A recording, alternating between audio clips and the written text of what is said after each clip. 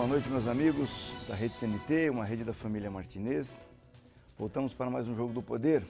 Hoje recebo aqui o presidente do Tribunal de Justiça do Paraná, desembargador Paulo Roberto Vasconcelos. Antes de começar o bate-papo com o nosso presidente, nós vamos a Brasília com José Marcelo para saber as notícias da semana. Olá, eu sou José Marcelo Santos, direto de Brasília, com o resumo das principais notícias da semana. A maior parte dos lojistas já desistiu de um crescimento nas vendas e ficará satisfeita se conseguir repetir os resultados do Natal do ano passado. Uma pesquisa do Serviço de Proteção ao Crédito mostrou que 45% dos lojistas acham que as vendas serão piores do que em 2014. A Confederação Nacional dos Dirigentes Lojistas espera fechar o ano com crescimento de apenas 0,69%. O presidente do Conselho de Ética da Câmara, José Carlos Araújo, cumpriu a promessa e instaurou o processo contra o presidente da Câmara. Eduardo Cunha é acusado pelo PSOL e pela Rede Sustentabilidade de quebra de decoro parlamentar. Depois de ler o pedido de investigação e formalizar a abertura do processo, o presidente do Conselho sorteou os nomes dos possíveis relatores. Cunha disse que vai se reunir com os advogados para montar a estratégia de defesa. A Justiça Federal condenou executivos da empreiteira Mendes Júnior por envolvimento no escândalo de corrupção na Petrobras. Também foram condenados doleiros que ajudaram a lavar o dinheiro da corrupção. As condenações são referentes a denúncias apresentadas após a 7ª fase da Operação Lava Jato, que investigou irregularidades em contratos da Petrobras com empreiteiras. O vice-presidente da empreiteira Mendes Júnior, Sérgio Cunha Mendes, e o diretor Rogério Cunha de Oliveira foram condenados pelos crimes de corrupção ativa, lavagem de dinheiro e associação criminosa. O ex-dono da corretora Bônus Banval e mais 3 doleiros foram condenados por lavagem de dinheiro. E o ex-diretor de abastecimento da Petrobras, Paulo Roberto Costa, foi condenado por corrupção passiva. As penas ultrapassam 19 anos de cadeia no caso de Sérgio Cunha Mendes e 17 para Rogério Cunha Oliveira. Já Enivaldo Quadrado terá que cumprir 7 anos e 6 meses. A divulgação de material pornográfico envolvendo crianças na internet é um crime federal e os ministros do STF definiram a competência para julgar casos desse tipo. De acordo com os ministros do STF, quando esses crimes forem praticados pela rede mundial de computadores, deverão ser julgados apenas pela Justiça Federal. A interpretação é que o uso da internet faz com que o ato tenha repercussão nacional ou até mesmo internacional, já que qualquer pessoa no mundo pode ver o material divulgado. Eu vou ficando por aqui, mas te espero na quinta-feira, às 11 da noite, na edição nacional do Jogo do Poder Notícias. Até lá! Voltamos aos estudos da Rede CNT para o início do bate-papo com o presidente do Tribunal de Justiça do Paraná, que nos honra com a sua presença aqui hoje, desembargador Paulo Roberto Vasconcelos. Boa noite, desembargador, tudo bem? Boa noite, Orchinho. Prazer estar com você. Muito obrigado pela sua gentileza de vir ao Jogo do Poder. Pela segunda vez, né? Recebi aqui quando era presidente da Associação dos Magistrados. É verdade. Bom, os curitibanos têm assim sobretudo quem de alguma maneira está envolvido com o Poder Judiciário, tem assim uma impressão de que nós ficamos muito tempo sem mexer com a infraestrutura do Poder Judiciário na nossa capital, né? Isso é uma coisa antiga, né? Eu sou formado em 85, estou fazendo 30 anos de advocacia. Quando eu fazia estágio no velho Roberto Machado, Curitiba tinha quase que as mesmas varas de 10 anos antes, depois nós passamos mais 20 anos sem mexer em nada, né? O fórum saiu do Tribunal de Justiça, foi ali para aquele onde é o hotel na frente da Montepar e depois onde está a Montepar. E agora, recentemente, aqui foi para um outro prédio, as varas cíveis, né? E a gente sente muita improvisação. Tem uma parte das varas que estão lá na Praça da Ucrânia.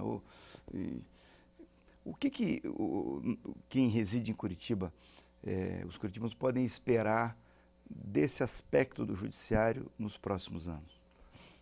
Roginha, nós estamos realmente preocupados com a estrutura organizacional do tribunal. Por quê? Exatamente como você falou, o tribunal há muitos e muitos anos não se preocupou muito com essa parte administrativa e também com a estrutura, os prédios do tribunal. Hoje nós temos, por exemplo, muitos prédios locados. Nosso objetivo, então, inicialmente, foi de montar dentro do tribunal uma comissão no sentido de organizar esses departamentos que existem no tribunal. Por exemplo, se você pegar um departamento que tinha lá, que era uma secretaria do tribunal, mas era uma secretaria que era vinculada mais à presidência.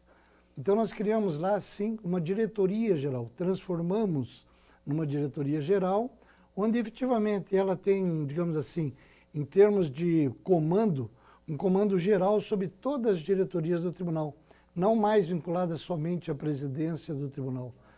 Na parte de fluxograma também, procuramos dar mais celeridade aos processos, em razão de que havia uma morosidade muito grande na tramitação.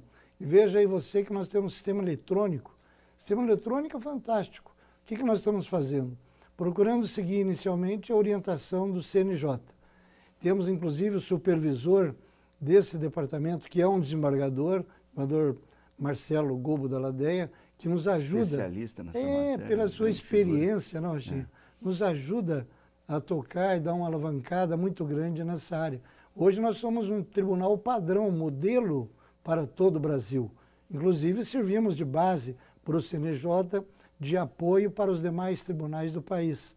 Então, as coisas estão andando muito bem, tanto na área organizacional, como na área, digamos assim, de estrutura também, em relação aos prédios do tribunal. Veja você que aqui na capital estava abandonado.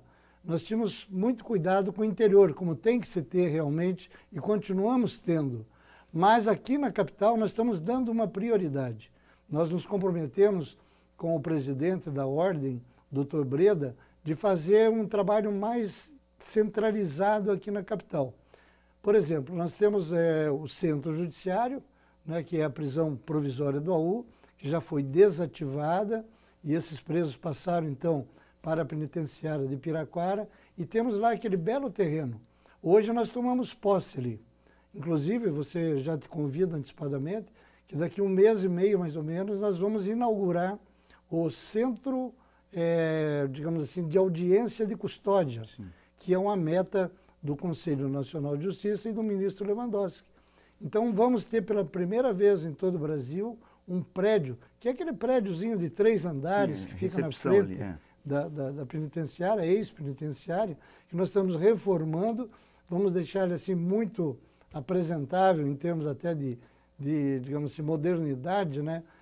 Com equipamento moderno, estrutura interna lá muito moderna, para que seja efetivamente de um bom atendimento ao Centro de Audiência de Custódia. Isso não vai atrapalhar, porque houve uma preocupação em relação a esse assunto, projetos futuros que estejam previstos para aquele local ali, né? Não atrapalha, porque esse prédio já existe, né? Que é um prédiozinho antigo ali, se não me engano usado pelo DEPEN, e agora estava praticamente, não vou dizer abandonado, mas desocupado, e ali com essa bela reforma que foi feita, nós estamos praticamente prontos já, nós vamos instalar ali o Centro de Audiência de Custódia, o plantão judiciário, que vai sair aqui também da Mauá e vai ser atendido lá, e também vamos fazer lá um grande centro de monitoramento de todos os prédios do tribunal em todo o estado.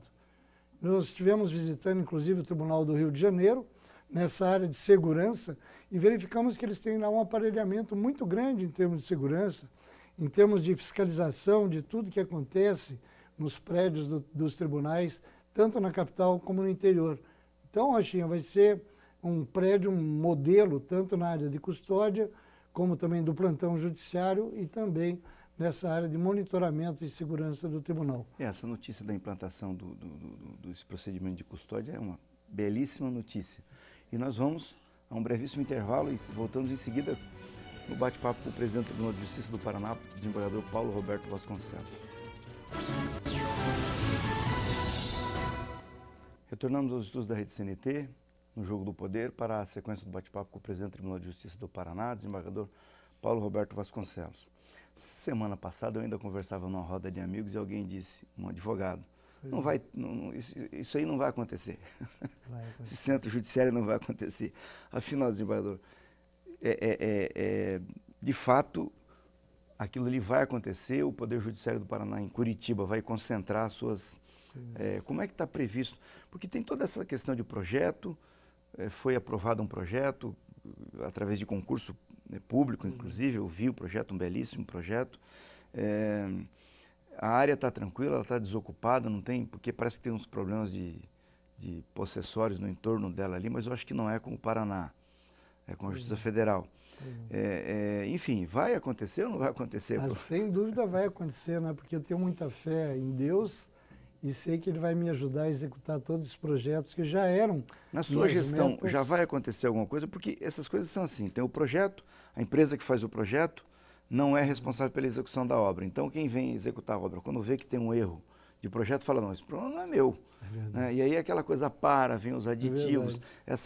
Isso é uma tragédia, né? Essa é a maior dificuldade que nós enfrentamos, né? Porque na administração pública nós temos uma lei que regulamenta as licitações. Então você começa a fazer o projeto arquitetônico, depois outra licitação para o projeto hidráulico, elétrico, enfim, todos os projetos complementares. Depois que termina e aprovado isso, você faz outra licitação para a construção do prédio. Então, realmente, isso aí que me atrapalhou até agora, porque nós estamos fazendo todo esse processo, chegamos na fase agora dos projetos complementares. As empresas já estão para entregar esses projetos, que é o Fórum Criminal e o Juizado Especial. Lá no Centro Judiciário, no Centro Judiciário, no AU. Perfeito. Então, terminada essa fase que acontece nos próximos dias, nós iniciamos, então, a licitação para a construção do Fórum Criminal, né, que virá lá do Santa Cândida, do bairro Santa Cândida. Aliás, até, Rochinha, o Banco Itaú, que é o proprietário hoje, sucessor do Banestado, né, está pedindo o prédio.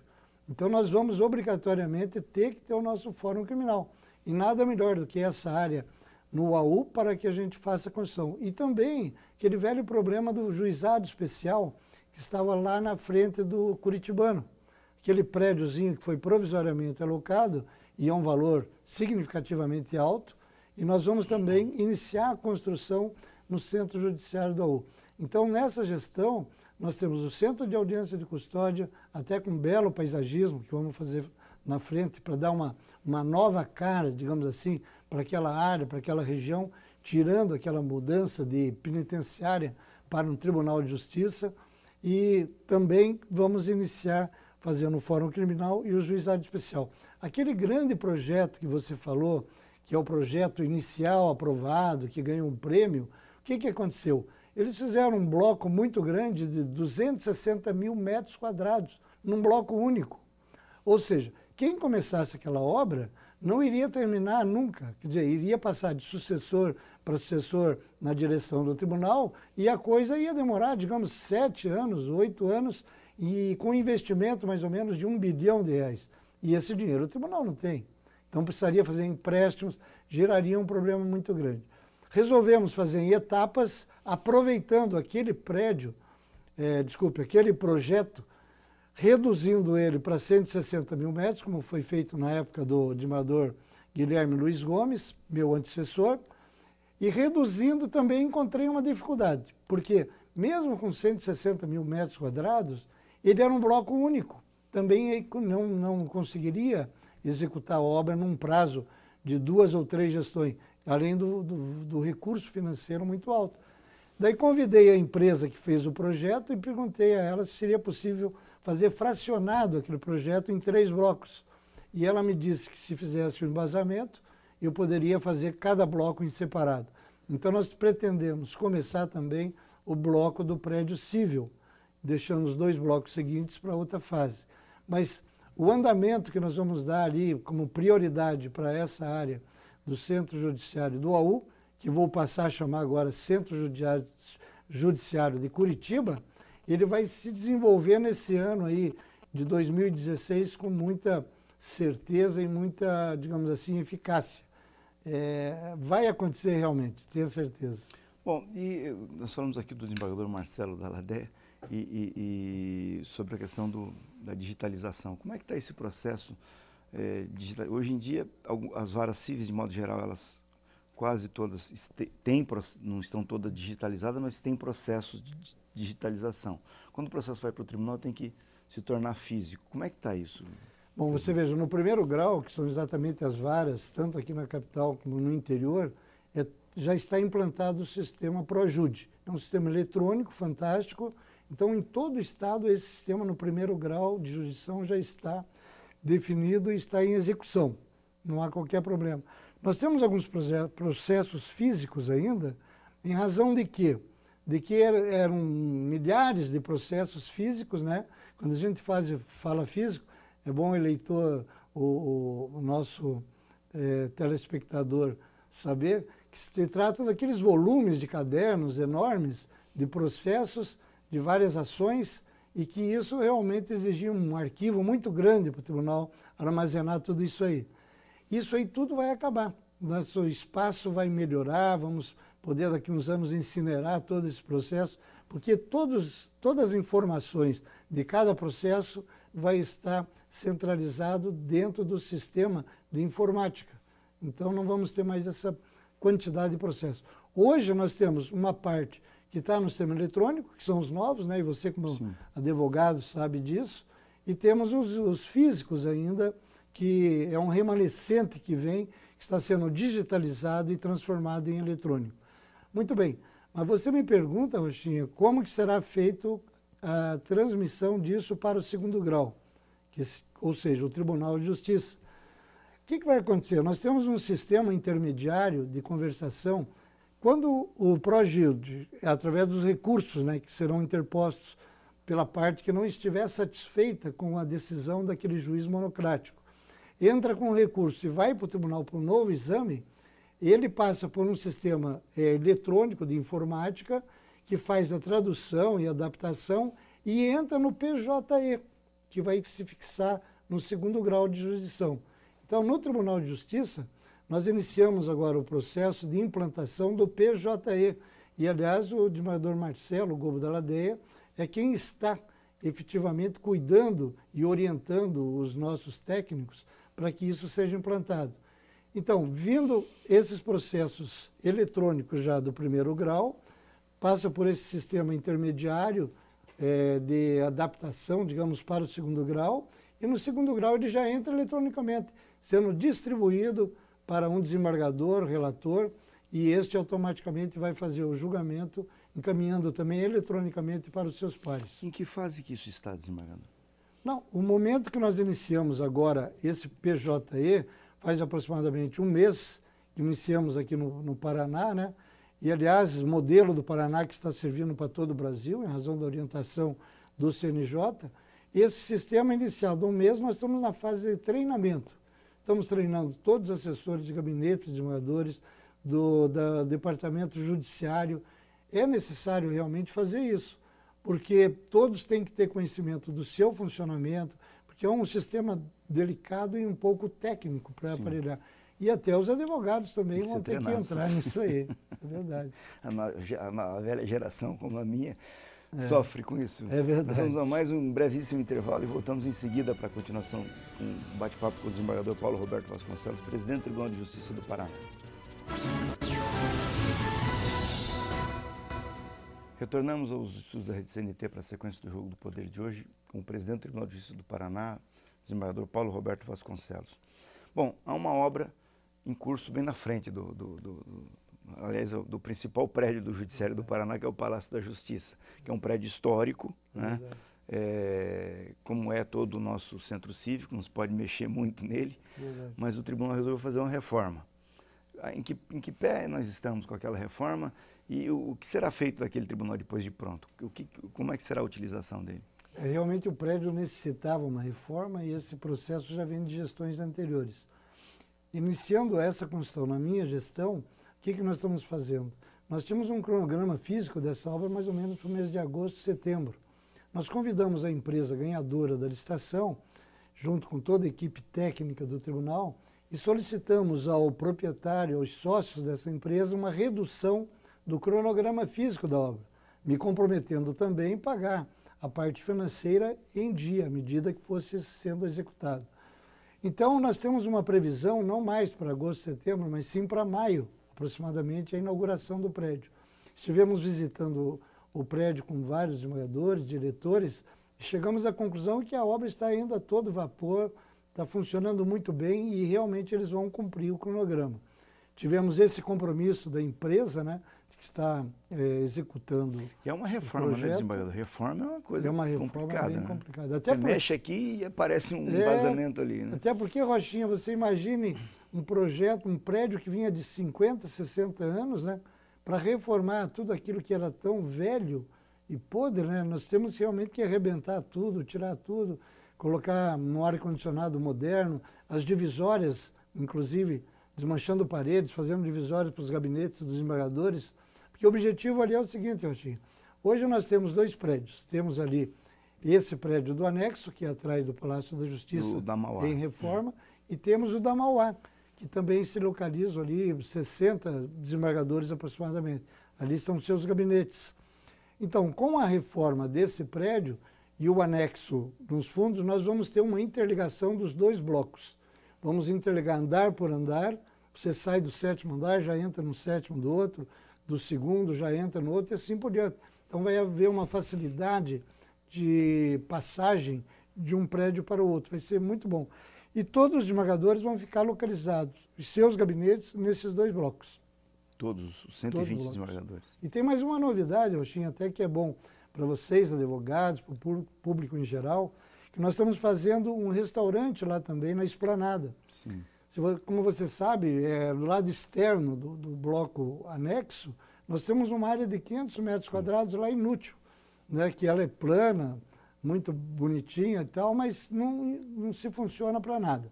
E ali vamos fazer o restaurante interligado no prédio do anexo, já com abertura na parede, fazendo uma conexão.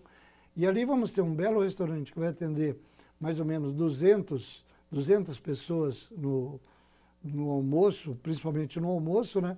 Mas também com a mudança, digamos assim, a movimentação pode chegar até atendimento de 500 pessoas diariamente. Isso é muito bom. De modo geral, os tribunais pelo Brasil afora, quase todos eles têm restaurante. E o Tribunal do Paraná se ressente disso. Né? Os advogados que vêm do interior. Exato. Não tem uma cantina. Exatamente. O pessoal, Rochinha, compra lanche nos vendedores ambulantes que andam pelos corredores. Então é um absurdo, né, esse tipo de tratamento, porque dificulta, digamos assim, para o funcionário, né, o seu almoço, o seu lanche, e ali ele vai ter um restaurante à sua disposição, como todo o público terá. Havia uma reclamação recorrente, sobretudo eu que sou dessa geração formada no meio da década de 80, quase todos os meus colegas de período de faculdade estão chegando ao tribunal agora, como o juiz substituto ou desembargador, e havia uma grande reclamação de muitos deles sobre o tratamento que era dispensado aos juízes substitutos no tribunal. Arrumavam lá um cantinho. Nossa, difícil, hein? Como é que está isso já, essa transição para o novo prédio? Como é que eles... porque é uma quantidade grande de juízes substitutos. São 68 magistrados, que são praticamente desembargadores substitutos. Desembargadores, né? Claro. Só não tem essa denominação em razão da lei, mas são desembargadores substitutos que nós temos que ter um maior carinho, um maior respeito. O que vai acontecer? No momento que os desembargadores do prédio da Mauá saírem para esse prédio novo, vai acontecer de que naquele prédio da Mauá haverá uma remodelação, uma adequação dos gabinetes e todos os 68 magistrados em 2º grau vão ter os seus gabinetes de uma forma mais confortável, porque hoje os seus gabinetes são muito apertados. E os assessores ali, então, ficam amontoados, né, com muita dificuldade de trabalho. Eu acho que vai resolver um grande problema para o tribunal. Desembargador, uma última questão. O problema do estacionamento, eu sou advogado, eu vou ao tribunal com frequência. Estacionamento, a gente quando chega vai fazer uma sustentação oral ou entregar algum memorial, que chega lá, às vezes com pressa, aí a gente lembra da OAB. É verdade, é verdade. Onde é que está a OAB que não arrumou estacionamento para os advogados? Como é que está isso aí? E para o público em geral, lógico. É verdade. Né? Você veja que hoje o espaço é pequeníssimo, né, na frente do palácio que está sendo reformado. Nós tínhamos um projeto anterior que envolvia tanto o estacionamento subterrâneo, ali onde tem aquele asfalto ali, e também nós tínhamos um projeto no próprio prédio que estava em construção. Esse projeto foi abandonado. e seria feita apenas a reforma no prédio do Palácio. E eu, no momento que assumi, fui aconselhado para não mexer nesse estacionamento. Mas o travesseiro depois, me aconselhou a pensar no público, nos advogados, promotores, juízes, enfim, todos que frequentam, né, os judicionados em geral que frequentam ali.